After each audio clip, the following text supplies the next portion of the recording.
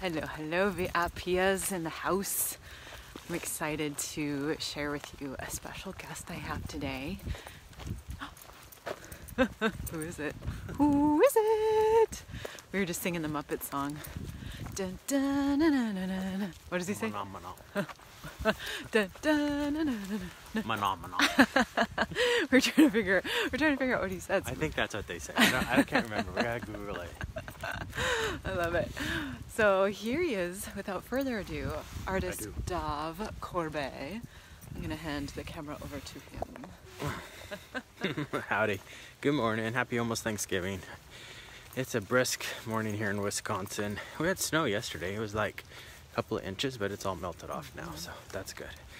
But hopefully we'll have a white Christmas. We'll see. Well, good morning, VIP. Thanks for having me on, Heather.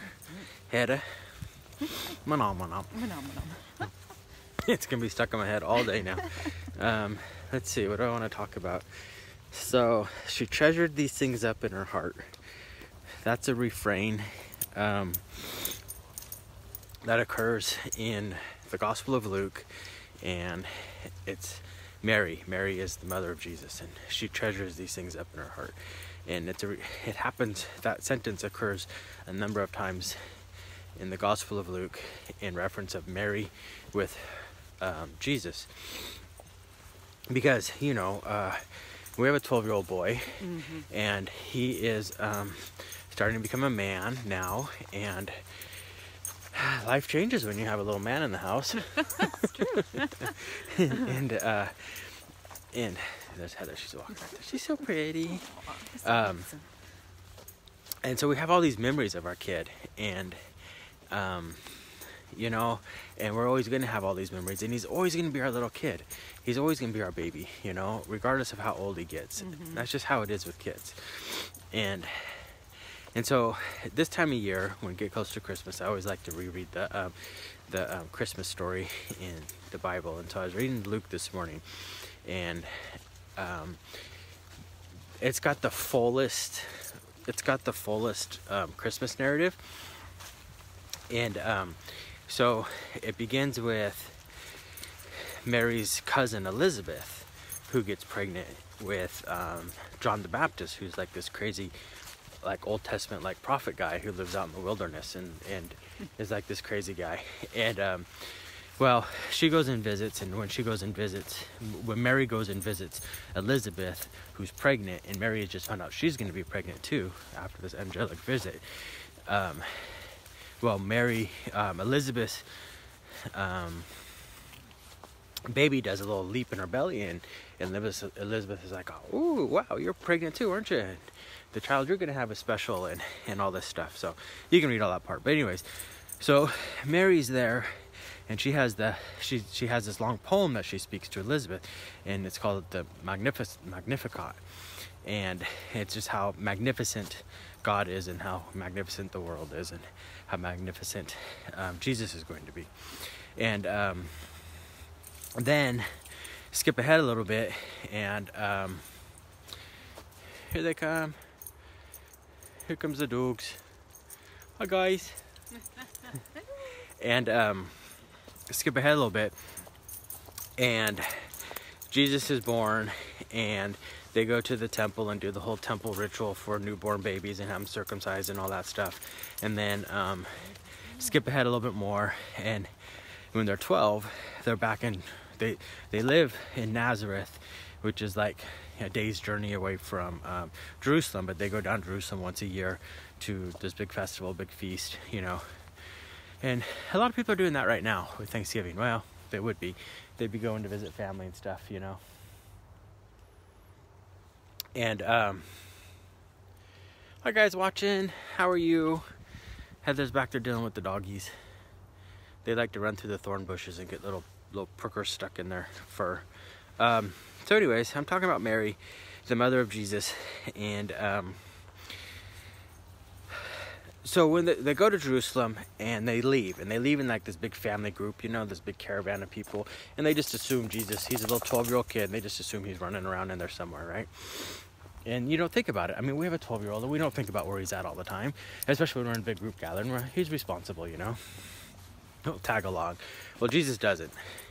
They get, half a day along their journey home, and they realize Jesus isn't with them. So they're like, oh crap, what happened to the kid? And so they all have to turn around and go back to Jerusalem and look for him, right? Well, they spend 3 days looking for him. And they finally find him sitting in the temple.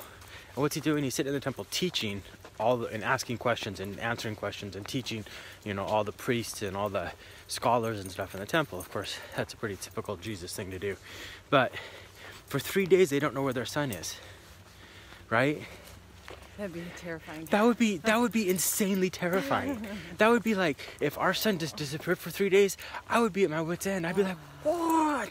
Where'd you go? What'd you do? I wouldn't just walk up to him and go, hey dude, what's up? I'd be like, dude, you're grounded. You're like busted, No scooter. And like, no. No PlayStation. No, you don't do that to us. You don't do that to us, And so, of course, the Bible just kind of skips over the whole how the parents react part, except they have this sentence.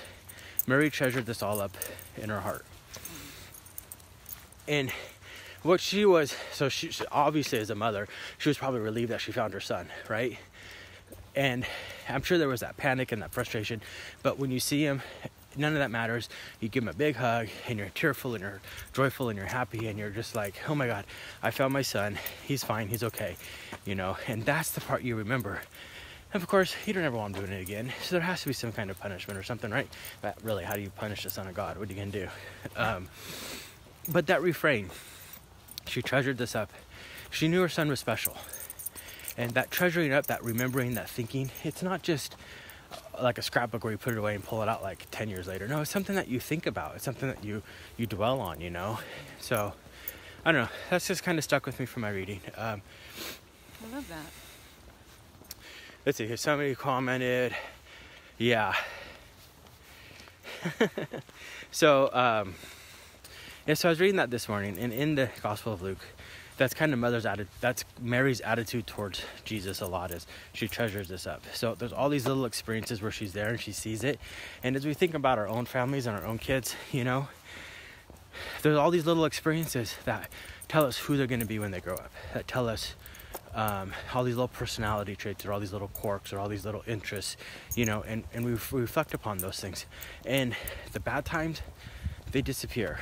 Even the good times kind of fade with memory, but there's all these little treasures, all these little nuggets of who our family is or who our kids are that we treasure up and that we hold.